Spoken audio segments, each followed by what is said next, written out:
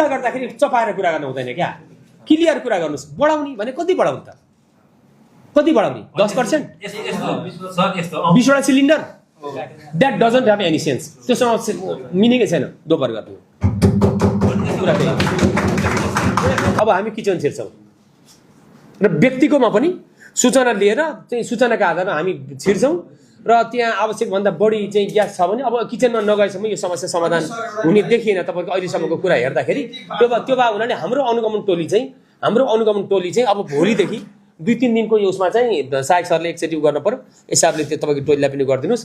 एकदमै सम्झा उहाँलाई एकदम भद्रतापूर्वक विनम्रतापूर्वक निवेदन गरेर कसरी ग्यास चलाउनु भएको छ त, ग्यासको सेफ्टीको कुरा के हो लगायतका कुरा हेर्ने गरी हामी किचनमा छिर्छौँ। एउटा कुरा चाहिँ आज निर्णय त्यो हुन्छ। ड्युज क्लियर भएको छैन भन्ने नाममा डिलरमा ग्यास अहिले चाहिँ नरोक्नुहोस् है। बरु त्यस्तो छ भने पछि तपाईँको चाहिँ असुल उपर गर्न हामी सहयोग गर्छौँ। अहिले यो बेलामा चाहिँ प्लिज त्यो ड्यु बाँकी छ भन्ने नाममा यही हो बेला भनेर चाहिँ त्यो मौकाको फाइदा उठाउने गरी त्यो ग्यास उद्योगको साथीहरूले चाहिँ कमसेकम केही समयलाई चाहिँ नगर्नु होला। त्यो उठाउने जिम्मा दिनु पर्यो भने हामी पछि लिन्छौँ।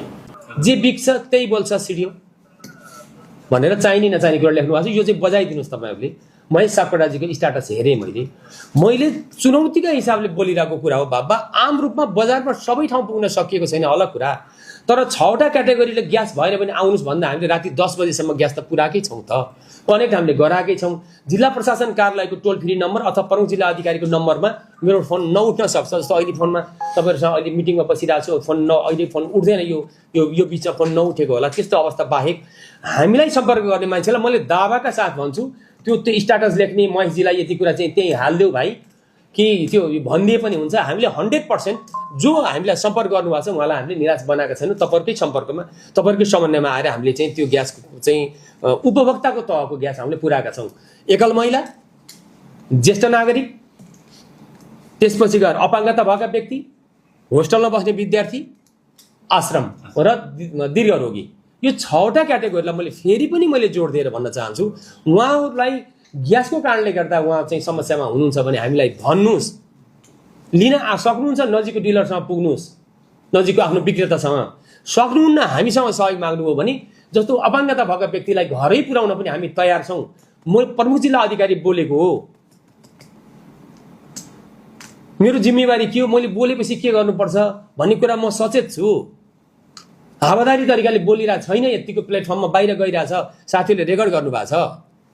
हामीले भनेका 6वटा क्याटेगोरीका साथीहरूलाई त्यो मध्ये पनि दीर्घ रोगी र अपाङ्गता भएका व्यक्तिहरूलाई घरमा चाहिँ ग्यास लिन कति समस्या छ भने तपाईँको सहयोग लिनु पर्ला, अथवा हाम्रो सुरक्षाकर्मी जानु होला, जिल्ला प्रशासनकै टोली जाला, हामी घरमै पनि ग्यास पुर्याउँछौँ।